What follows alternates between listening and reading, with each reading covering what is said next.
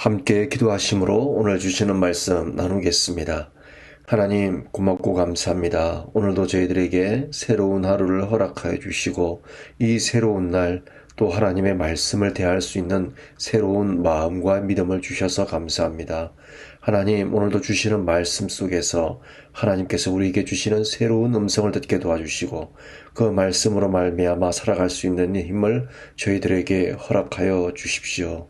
우리 씨앗 공동체의 모든 식구들 기억하여 주시고 하나님의 은혜와 하나님의 사랑 가운데 하나님께서 역사하시는 그 기쁨을 누릴 수 있도록 인도하시고 도와주십시오. 감사드리며 우리 주 예수 그리스도의 이름으로 기도드립니다. 아멘. 오늘 함께 나누실 말씀은 역대상 2장입니다.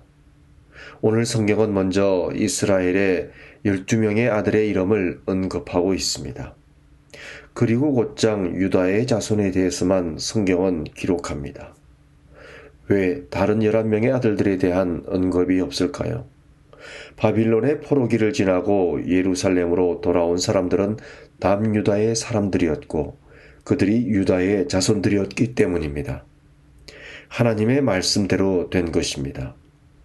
왜 그렇게 되었을까를 곰곰이 생각해 봅니다. 가장 맞이었던 러우벤, 그는 아버지의 첩 비라와 동침하는 큰 죄를 지었습니다. 둘째 아들 시므온과 셋째 아들 레위는 언약의 상징인 할례를 가지고 여동생 다말의 원수를 갚는 데 사용했습니다. 유다는 동생 요셉을 미디안 상인에게 노예로 판 아주 나쁜 사람이었습니다. 그럼에도 불구하고 유다의 삶을 살펴보면 변화와 성숙이라는 길을 걸었습니다. 자신이 팔았던 요셉이 이집트의 총리가 되고 그를 알아보지 못하던 상태에서 막내 동생 베냐민을 보호하기 위해 자신을 노예로 삼아달라고 자청하는 모습. 자신의 며느리 다말이 자신을 속이고 대를 잇겠다고 나선 것에 대해 자신의 잘못을 인정하고 다말을 지키는 모습. 이러한 모습 등이 유다의 삶이 변화되었음을 의미합니다.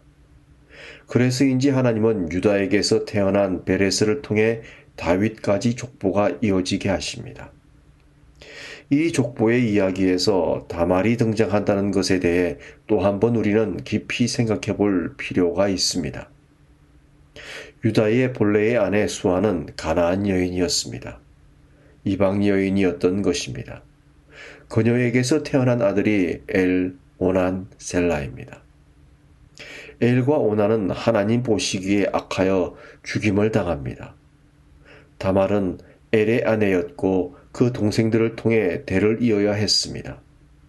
그런데 유다는 셀라를 보호한다는 명분으로 다말에게 셀라를 내어주지 않습니다.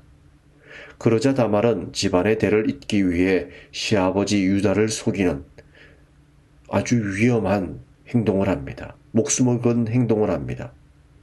그리고 시아버지를 통해 임신을 하고야 맙니다. 일반적인 시각에서는 참 이해하기 힘든 일이지만 하나님의 관점으로 본다면 하나님 백성의 대를 잇겠다는 목숨을 건 숭고한 일이라 할 수 있습니다. 이 다말과 함께 기억되어야 할 여성들이 라합과 룻입니다. 이방 여인들이지만 하나님을 믿는 믿음으로 하나님 백성의 대를 이은 사람들입니다.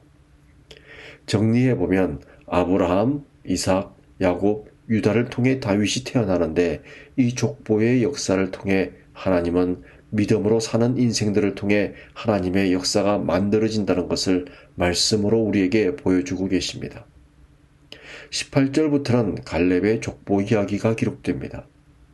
갈렙은 하나님의 말씀을 따라 가나안 정복의 선봉에 섰던 믿음의 사람입니다.